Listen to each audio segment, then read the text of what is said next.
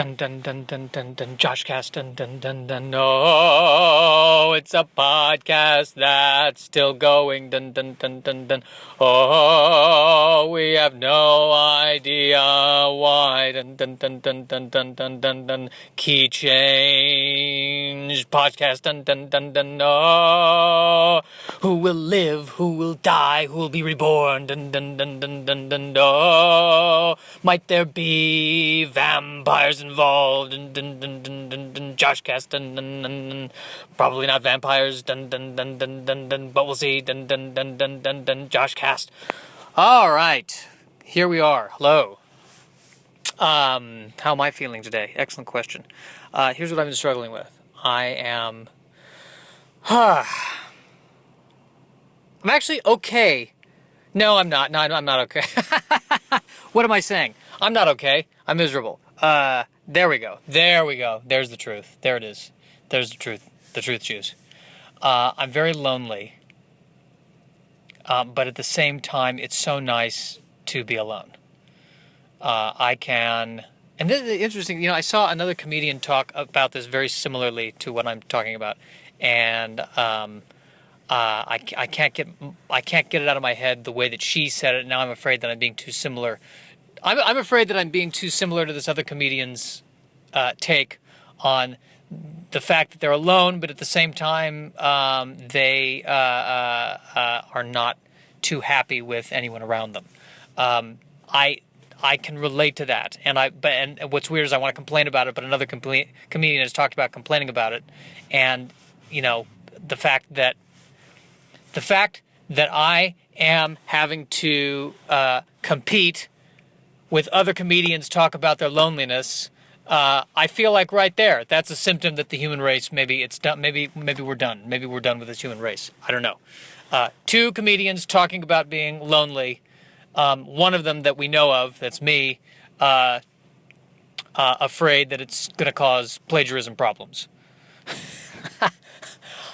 I think that's important. When it comes to loneliness, every comedian, I believe, is telling the same joke. We're all the same. Every comedian is the same. If our goal is to get laughs, we're all lonely. It's too late. It's too late for us. It's too late.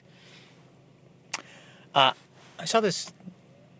I'm changing the subject, by the way. I normally would do a transition song here, but I don't. I want to hold off because I'm transitioning later, with a larger transition, if you will. But I saw this program at Barnes & Noble a couple years back. A bunch of kids were reading to dogs. And this is a new program. The idea behind this is that when the kid reads to the dog, the kid feels relaxed because the dog is not judging them, unlike other human beings. This is how horrible we are as human beings. It's gotten so bad, we have to bring in another species to help our children learn to read. That's how much of a dick we collectively have become. Interesting note about this reading program. It would probably not work if they got cats. If they were reading to cats, because I feel like a cat is judging me no matter what. The cat would be looking at me, and I'm reading to the cat, and the cat would be looking at me as if to say, "You're not going to be the one in charge, are you? Because this will not go well. Why don't you let me go catch a bird and I'll take care of you. Let me handle it. Stop it.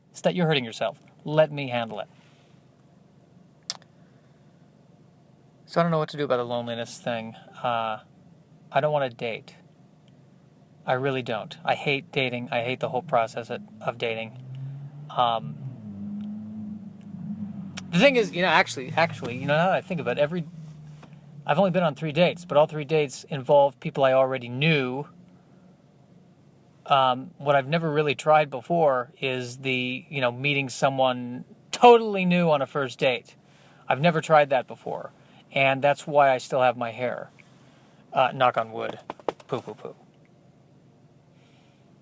Yeah, I have no desire to. I feel like I want to be in a situation where I can get to know somebody, but it's not a date, but we can both have the freedom and the safety to kind of feel each other out. Not literally, just in case. I don't want to get sued. I don't even want to talk about it on a podcast. I don't want to get sued. So we need to, maybe that's what I want to find. I don't want to go to speed dating. I don't want to do any kind of group dating, anything like that. But I do want to. I need to create a communal. It would be great if we had a communal situation or something where we all got together, we all knew it was not a date, but at the same time we're all there because we're kind of hoping underneath it all it'll lead to sex, which is probably every activity that's not a job. I would think that's exactly what that is. Now that I think of it, that is everything. Every conceivable activity. Anything. Take a cooking class. Who's taking a cooking class because they legitimately want to cook? They're taking a cooking class because they're hoping there's a lay at the end of the tunnel. Transition. Okay. I've been getting more and more into the visual arts, paintings, and just appreciating paintings. I feel like it's an opportunity for me to escape to a different plane of existence whenever I look at a painting. And I'm frustrated with one particular painter. His name is Jackson Pollack, and I'm frustrated because he's recognized as a genius. And every time I look at one of his paintings, I just get frustrated. And maybe that's why he's a genius. And I also find it ironic and a bit fascinating that I'm talking about paintings on a podcast where there is absolutely no visuals. So I'm looking at right now one of Pollack's paintings, and the name of this painting is "There Were 7 in 8," and lines. I see lines, a lot of lines and circles and lines. There were 7 in 8. That's what. There were 7 in 8, and I'm seeing lines. Great. I get he's a genius. Enough people say he's a genius. I'm going to go on board with it. But the title of the painting is there were 7 and 8. I see nothing that looks like a 7. I see nothing that looks like an 8. I don't see a 7 within an 8. I see lines. I mean it's if I 1, 2, 3, 4, 5, 6, 7, 8, 9, 10, 11, 12, 13, 14. They look like 20 mouths. I think 20 mouths or ear holes or something. I don't, and 20, 8 plus 8 is 16 plus 4 is 20. All right, now it makes sense. No, I do not get it. So I have this. I'm looking at this Jackson Pollack book, but to describe the painting, if I could really describe it, let's say you've never seen this Jackson Pollack painting before, and I'm trying to describe it visually. Imagine, I can do this. Lines and circles, and there's a little bit of yellow and a little bit of blue. I think, it almost looks like if a bunch of Picasso characters from a Picasso painting were put in a blender. There we go. That now we've got it. And 7 within 8. There you go. But then the problem is that if you've never seen a Picasso painting, that description doesn't help you as well. Okay, if you want to know what a Jackson Pollack painting looks like, imagine a visual representation of how you feel when you watch a Transformers film. That is a Jackson Pollack painting. Take a 5-year-old, give him 2 crayons, and tell him that his father will never see him again, and then tell him to go draw on the wall. That is a Jackson Pollack painting right there. And again, I don't want to make fun of Jackson Pollack. I don't. That's not the goal. I don't want to do that. I don't, because again, if enough people say he's a genius, that's what frustrates me. I don't see it. I don't get it. I mean, well, then there's this text next to the painting that tries to explain it. So let's see. Mingling European modernism with liberal artistic developments in the U.S. This is a very liberal artistic development, what I'm looking at, because I think the liberal artistic development was it doesn't need to look like anything. Nope. Do whatever you want. Very liberal. Very liberal. Paul Jackson Pollack pervaded many of the contemporary painting movements and became a major abstract expressionist. Yeah, this abstract expressionism. He's expressing something and it's abstract. Yeah, I wish I could I wish I could be abstract about things in life. I wish I could. It's time to pay my bill, and instead of putting in my credit card numbers, I just put in random gibberish, and I'm abstract. I'm being abstract in the payment of my card. During his lifetime, he became famous, although he was extremely reclusive and an alcoholic. I don't know why that's an although. Why is that an although? He became famous, although he was extremely reclusive and an alcoholic. I think all they have to do is say he became famous, and I feel like we're at the point in our culture where reclusive alcoholic kind of goes hand in hand. He celebrated drip paintings. His celebrated drip paintings were chiefly inspired by surrealist... oh God, now we're going to see how much of an idiot I am. Surrealist automatism. Automatism. I think that means he just drips the paint on the canvas and he lets his inspiration guide him. And meanwhile, Leonardo da Vinci is sitting in the corner going, oh my God, real God damn it. Is this all it needed? This is what the 20th century wants? I was in the wrong century, sitting here trying to draw these people looking right. Just drip, drip, drip. That's all? That's all. Ah! That is Leonardo da Vinci as portrayed by Joan Rivers. Okay. So we get some biography of Jackson Pollack. One of 5 brothers, Pollack was born in Wyoming, U.S., and grew up in Arizona and California. Well, you grew up in Arizona, I see why you paint like that. There's a lot of anger there. His father was a farmer and later a land... Why was I just mean to Arizona? Is that fair to Arizona? That's probably not fair to... 99% of the people in Arizona... I have friends in Arizona. What am I saying? Arizona's fine. It's just, they pass 1 or 2 laws that are, evil. But beyond that, it's great. Okay. Let's see. His father was a farmer and later a land surveyor. And as a boy, while on surveying trips with his father, Pollack became familiar with indigenous American culture. Okay. Great. They were going around counting how many Native Americans were left alive. That's nice. That's a way to bond. At the age of 18, he followed his brother Charles to New York, where they both joined the Art Students League and were taught by the painter Thomas Hart Benton. Briefly during the 1930s, Pollack's work reflected Benton's, but his own ideas soon took over. A more lasting influence, however, was Benton's persona as a hard drinker, and within 6 years, Pollack was being treated for alcoholism. So he trained with Benton, and Benton was an alcoholic, and then Jackson... The way this is worded, it almost sounds like Benton was including the alcoholism in the lessons. All right, class, we're going to draw this apple, and we're plastered. So did everyone bring their gin and tonic? Is there anyone who did not have... Is there anyone who doesn't have a 40? Raise your hand. One will be provided by the state. Okay. In his early art, Pollack also showed the influence of Mexican muralism and surrealism. The Depression years were extremely difficult for him. Oh, there's a spelling error in this. There's a space in between the D and the I and the F of difficult. So it reads like the Depression years were extremely difficult for him.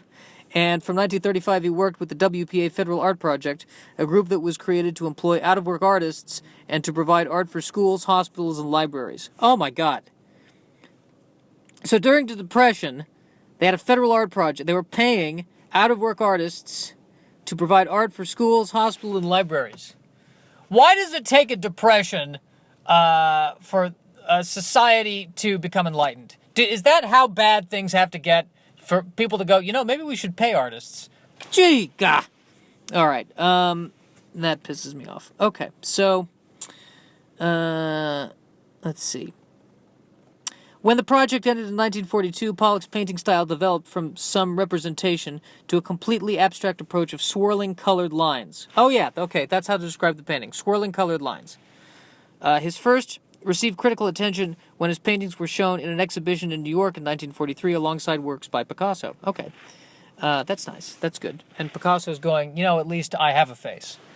By 1945, Pollack began creating a more original, influential paintings of large, intricately interwoven patterns of spilled and spattered paint, whose subject and expressive content became one and the same thing, the act of painting.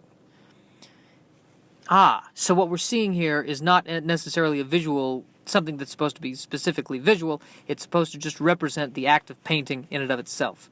And this looks like the painter who was painting this really pissed off. This is a pissed off painter right here. This is not a painter who's been listening to Enya. Or maybe it's a painter who's been listening to too much Enya. Let's see.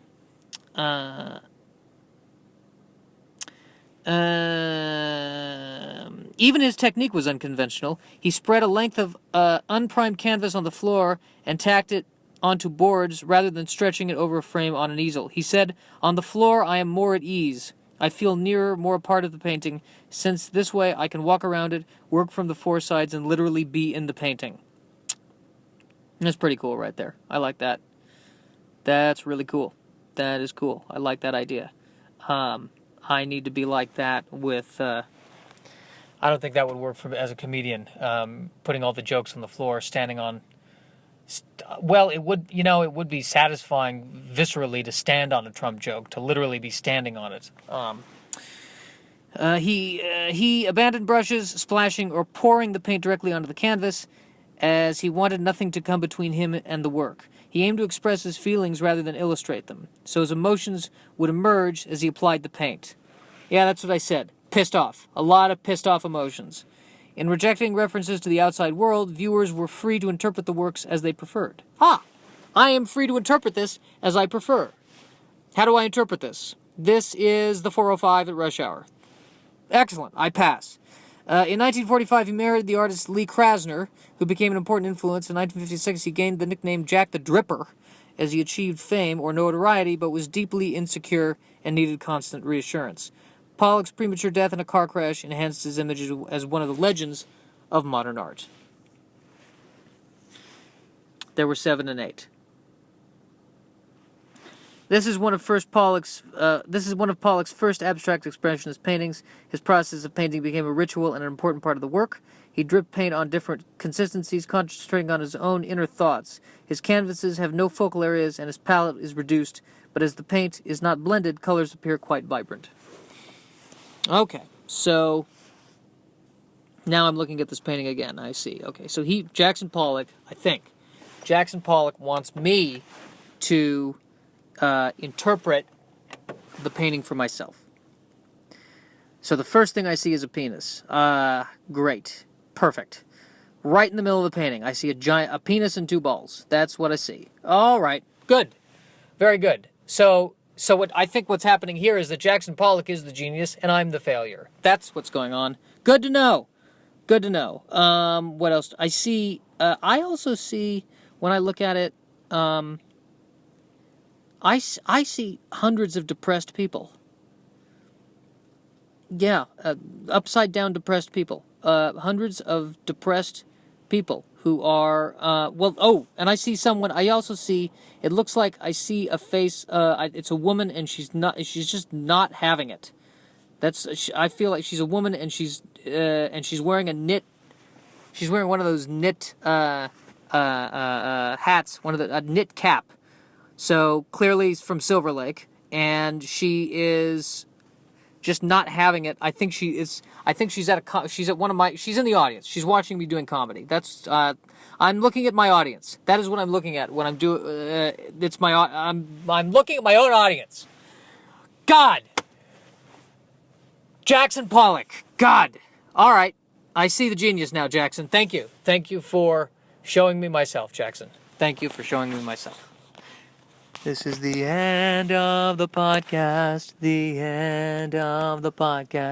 and the children sing and the children play. This is the end of the podcast.